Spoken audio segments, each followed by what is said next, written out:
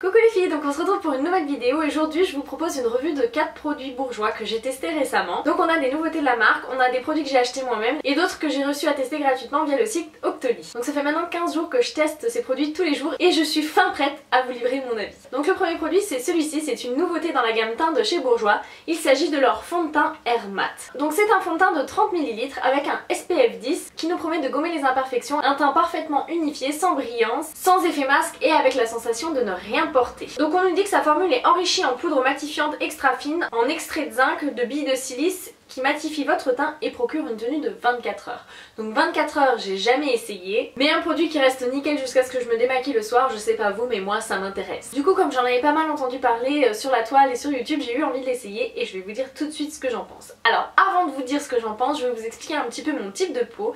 Donc j'ai une peau mixte avec des grosses zones de brillance notamment sur le front, un tout petit peu sur le nez et ailleurs j'ai une peau qui est normale avec parfois des petites plaques de déshydratation, surtout l'hiver. Il faut savoir aussi que à la base je n'aime pas du tout les fonds de teint, j'aime pas les produits difficiles à travailler, j'aime pas les produits voyants sur la peau, j'aime les choses très légères qui vont bien unifier mon teint mais pas chiantes à appliquer et qui se voient pas et qui vieillissent bien au cours de la journée, donc ça fait de moi une cliente un petit peu relou. Du coup les promesses qui m'ont attirée chez ce fond de teint, c'est la promesse de matité et l'effet indétectable peau nue sans effet masque. Ça c'est vraiment ce qui m'a attirée. Donc au niveau du packaging je le trouve très réussi, c'est un petit tube plat comme ça qui est facile à mettre voilà, dans son vanity, facile à transporter, c'est quelque chose de solide. On a un petit embout doseur comme ça qui permet facilement de doser la quantité de produit. Je trouve que le packaging est plutôt chic et mignon et très pratique, donc ça je valide complètement. Je viens de voir qu'il y a une petite étiquette sur laquelle il est écrit formule soin qui laisse respirer la peau. Donc moi j'ai la teinte 02 vanille et ça correspond parfaitement à ma peau. J'ai un teint qui tire vers le jaune et ça c'est une teinte qui tire clairement vers le jaune, ça correspondra pas forcément aux peaux rosées. C'est un produit qui a des sous-tons jaunes assez prononcés. Donc au niveau de la consistance, c'est une consistance assez crémeuse,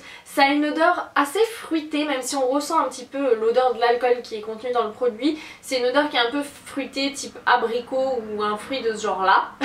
Je saurais pas vous dire exactement. Au niveau de l'application, il faut faire attention de ne pas en prendre une trop grande quantité, il n'y a pas besoin d'énormément de matière.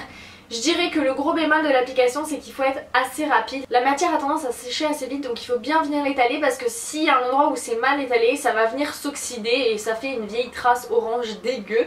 Donc si c'est bien étalé uniformément il n'y a aucun problème. Par contre si vous vous déchirez un petit peu à l'application ça va se voir et ça va s'oxyder de façon assez prononcée. Je l'ai fait une fois, j'étais contente.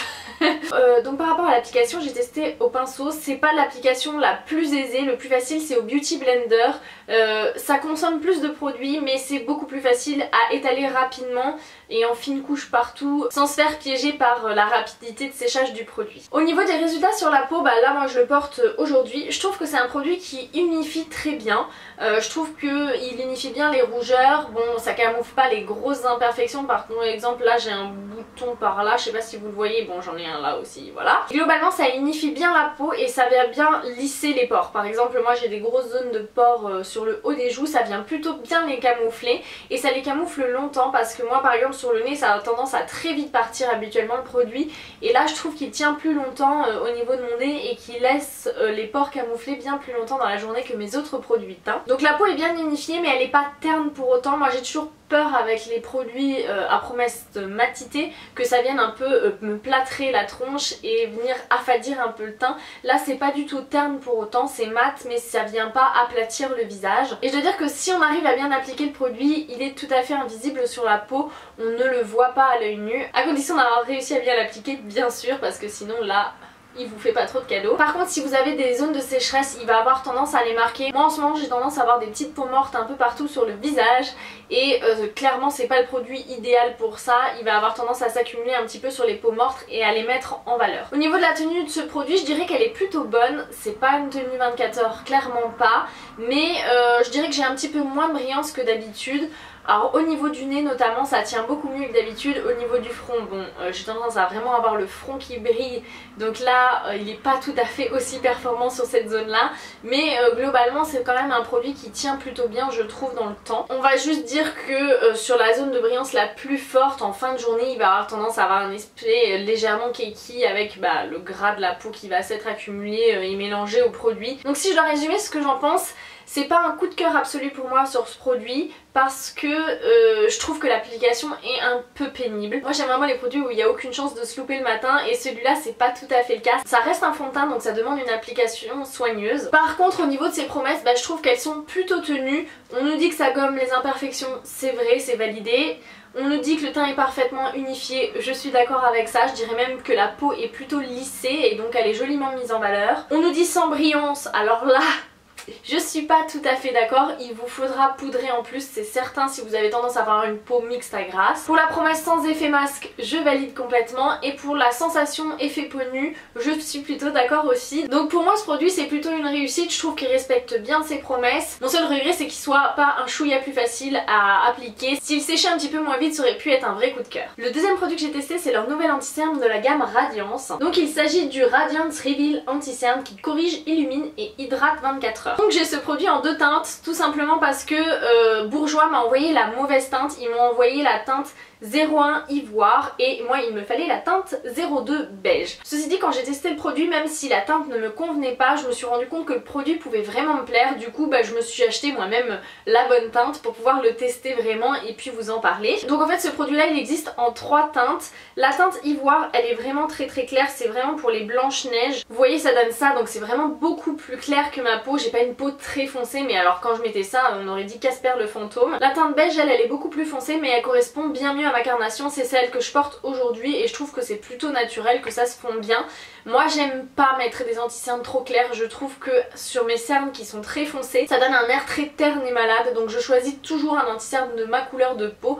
Je fais pas du tout du contouring à ce niveau là ni rien du tout, j'aime pas du tout l'effet que ça a sur mon visage. Donc je sais qu'il existe une 3e teinte qui est beige foncé, alors je dirais que c'est quand même un petit défaut de ce produit là parce qu'il n'y a que 3 teintes. Après clairement en achetant 2 et en les mélangeant on peut s'en sortir quand même mais ça implique d'en acheter 2. Donc voilà pour la gamme de teintes, je pense qu'ils auraient pu peut-être en faire 5, je sais pas, je me dis les peaux foncées elles ont aucune chance de trouver ce qu'elles veulent. Par contre les blanches-neiges seront servies puisque la teinte ivoire est vraiment très claire. Donc là au niveau des promesses on nous promet correction et lumière. On nous dit que cet anti-cerne camoufle les imperfections, les cernes et les poches pour un regard frais et lumineux. C'est un produit qui contient de l'acide hyaluronique donc qui doit permettre normalement de lisser les rides et ridules et d'hydrater le contour de l'œil pendant 24 heures. Donc moi ça c'est une promesse qui m'intéresse particulièrement parce que j'ai tendance à avoir beaucoup de cernes mais en plus des ridules et un contour de l'œil déshydraté. Donc si je peux utiliser un produit qui va être à la fois couvrant, lumineux et hydratant, c'est tout bénef pour moi, c'est exactement ce que je demande à un anti-cerne. Et enfin on nous dit que la texture est fondante et donne un effet frais. Donc voilà pour toutes les promesses, je vais maintenant vous dire ce que j'en pense. Donc tout d'abord le packaging je le trouve très réussi, il est un peu fait à la façon des rouges éditions Velvet, donc leur rouge à lèvres, et je trouve que c'est un format qui est très pratique. Le petit flacon est très chic avec l'effet de verre dépoli et le capuchon brillant. Pour moi je valide totalement, c'est à la fois pratique et mignon. Et ensuite on a un embout mousse comme ceci, donc c'est vraiment comme leur rouge édition Velvet et moi j'aime bien les anti-cernes avec des embouts mousse comme ça, je trouve que c'est très pratique pour doser le produit. Donc au niveau de l'application, l'embout mousse est pratique. Effectivement on a une texture qui est assez fluide, qui est très fraîche à l'application, qui va très facilement s'étaler. On fond facilement le produit à la peau et je trouve qu'on a une bonne couvrance. Elle est un petit peu juste pour moi. Là je le porte seule aujourd'hui et voilà, j'ai été obligée de le mettre en 2 couches pour réussir à bien camoufler le bleu de mes cernes et c'est pas tout à fait suffisant à mon goût, mais globalement moi qui suis très exigeante au niveau de la couvrance de mes anti-cernes, je trouve qu'il fait vraiment bien le job, surtout pour un produit à ce prix là. Il unifie très bien le dessous de l'œil, par contre je le trouve pas assez lumineux. C'est vrai que là on nous fait vraiment une promesse de lumière et moi qui ai l'habitude d'utiliser le Radiant Creamy Concealer de chez NARS, je trouve qu'il est vraiment terne en comparaison. Je trouve qu'il apporte pas beaucoup de lumière au dessous de l'œil, je m'attendais à un peu plus à ce niveau là. Au niveau de la tenue je dirais qu'elle est bonne, ça a tendance à très légèrement marquer les petites ridules que j'ai sous l'œil, mais il suffit que je passe légèrement le doigt une fois dans la journée et puis généralement c'est bon, il va plus bouger. Il crise vraiment très peu donc à ce niveau là j'en suis plutôt contente. J'irai pas jusqu'à dire qu'il hydrate mais par contre je trouve qu'il assèche pas trop mon contour des yeux, je me retrouve pas en mode vieille momie au cours de la journée, à ce niveau là c'est plutôt pas mal. Donc si je dois faire le point sur ce produit, globalement je suis plutôt convaincue, je suis séduite par sa couvrance, je suis séduite par sa tenue, je trouve qu'il est facile à appliquer, qu'il reste très fin sur la peau, qu'il est plutôt peu visible. Par contre je suis un petit peu déçue par son manque de luminosité, mais globalement c'est un bon produit que je vous recommande. Ensuite le troisième produit que j'ai testé c'est un mascara de la marque. Donc il s'agit de leur mascara effet push-up volume glamour. Donc c'est un mascara qui me tentait depuis longtemps, donc quand je l'ai vu disponible sur le shop Doctolib, ben, je me suis laissée tenter puisque je me suis dit que c'était l'occasion de le tester. Donc au niveau de la promesse, on nous dit que sa maxi brosse aux fibres en rebond permet de charger de façon maximum toute la longueur du cil. Apparemment il offre un galbe instantané, un volume x11, une tenue de 24 heures, un noir intense, pas de paquet et un volume modulable.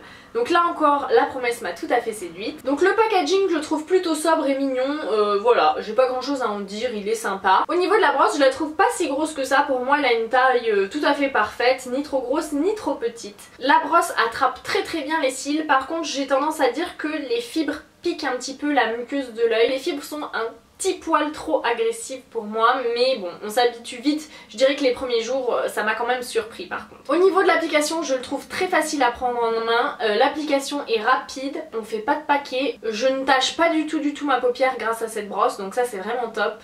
Voilà, ça fait 15 jours que je l'utilise, il n'y a pas une seule fois où je me suis retrouvée avec du mascara sur la paupière. Or, ça a tendance à m'arriver souvent d'habitude. Le résultat est vraiment top, il est bien noir, il recouvre très bien, il fait un beau volume. Je dirais que là où il pêche un tout petit peu, c'est au niveau de la longueur. Il n'a pas trop tendance à augmenter la longueur de façon folle, mais globalement je suis très satisfaite du résultat. Je trouve que c'est vraiment très joli et j'arrive vraiment à obtenir un effet qui me plaît, sachant que moi j'aime quand il y a voilà, beaucoup de courbure, du noir, beaucoup de volume, de la longueur et une bonne tenue. Donc la tenue, parlons-en, il tient très bien la courbure, ça n'a pas du tout tendance à s'affaisser au cours de la journée et il s'effrite pas du tout, donc ça j'en suis vraiment ravie.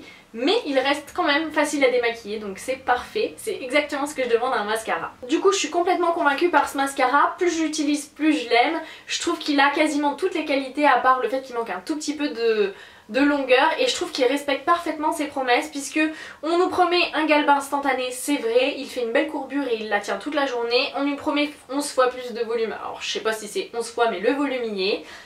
Une tenue de 24 heures, j'ai pas testé 24 heures, mais en tout cas il tient facilement toute la journée. Je me maquille le matin à 7 heures et je me démaquille le soir parfois à 21 heures.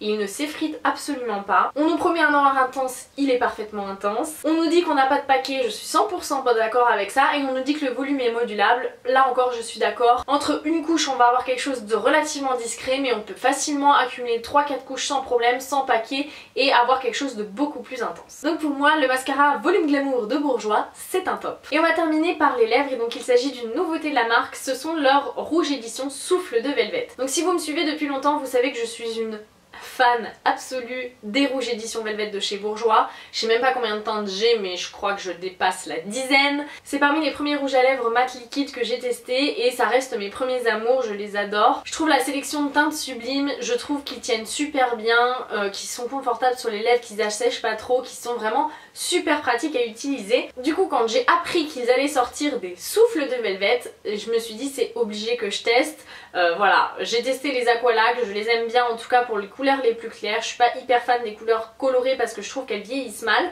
mais voilà, pour moi Bourjois sort une nouveauté dans cette gamme là, je suis obligée de tester. Donc au niveau des promesses, on nous promet des lèvres effet blushé, une matité en transparence pour un effet élégant et discret, une tenue de 10 heures et de la couleur alliée au confort grâce à des agents gardiens d'hydratation. On nous promet quand même une hydratation de 10 heures avec une sensation de lèvres douces comme un baume. Donc voilà, quand j'ai lu les promesses, j'étais assez intriguée de voir ce que c'était de la matité en transparence. Faut avouer que le concept est plutôt innovant. Moi j'ai pas souvenir d'avoir vu ce genre de promesses dans les rouges à lèvres liquides actuellement sur le marché. Donc on va commencer encore une fois par le packaging. Je le trouve encore une fois très réussi. Moi j'aime le fait que les tubes soient à la couleur du produit, ça permet de repérer facilement qui est quoi.